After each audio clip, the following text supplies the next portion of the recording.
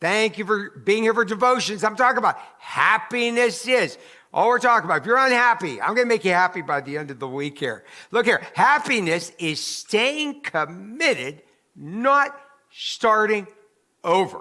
Now, I don't want to make you feel bad because you started this and you quit, and you started that and you quit, and you got married, and maybe you didn't quit, they quit, and then you married another loser. Okay, Okay, but at some point, you guys say, you know what? If it's about marriage, if it's now the church I attend, it's a good Bible preaching church. Now, if it's not a good Bible teaching church, bringing people to Jesus, that's all I care about. I'd get out of there, okay? Let's say they're an awesome church, beautiful, real mature Christians. They're not bringing people to Jesus. I'd get out of there. I'm just telling you. Okay, but let's say you find that which is good. Don't start something, quit something, live here, stop living there, live here, stop living there. Listen, you're an unhappy person because you're not settled in the Lord. Look at James 1:4. Let steadfastness, get on a path, stay on that path. Stay on the path. Don't get off the path. Don't quit. Get on. Listen, it's rough. When we do in the Lord's work, ministers are at the top of the list of quitting.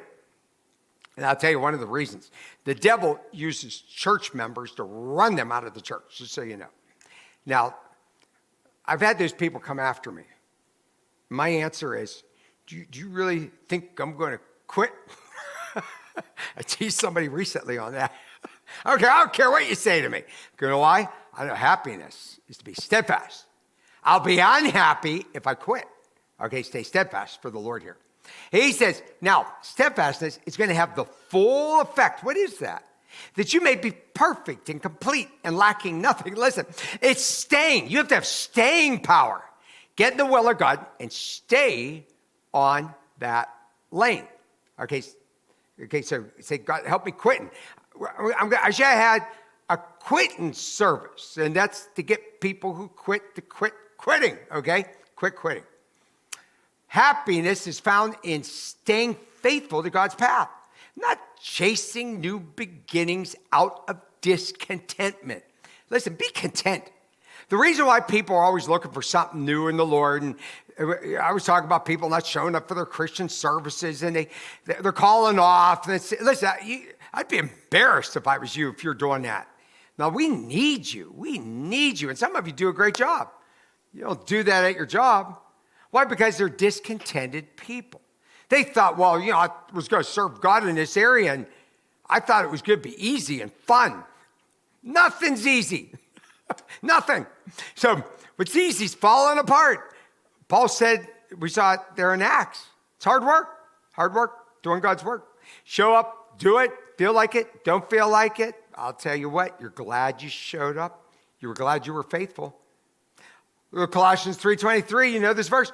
Whatever you do, look, work heartily. So he's saying, when God uses the word work, it's hard work. Work hard with a smile on your face. That sets the mood for the day. As you're doing it for the Lord, you're not doing it for men. You're not doing it for Pastor Ron, you're not doing it for Pastor Mike. Knowing that from the Lord you will receive an inheritance as your reward. You're serving the Lord Christ. Wow. Those things you do for God, all the goodness you do for God, all the serving you do for God, all the people in which you help, and that's where your joy is. That's where your happiness is. Not only in this life, but you'll be blessed and rewarded for all eternity. Look here. The secret of happiness is to count your blessings while others are adding up their troubles. Listen, you want to be a good Christian? You want to be filled with the Holy Spirit of God? You want to have joy in your life? No negative thinking. Just only blessing. I told you at the end of the service, keep thanking God and praising God and thanking God. And I'm telling you, you can praise your way into great blessings. 1 Corinthians 15, verse 58, he says there, be steadfast, be immovable, always abounding in the work of the Lord. That's not easy. Knowing that in the Lord your labor is not in vain. Listen, I know there's things you work for. It was really hard. You paid a price. Then you got there. You want to be blessed for all eternity, happier in this life. You want to live that life. That's what happiness is all about.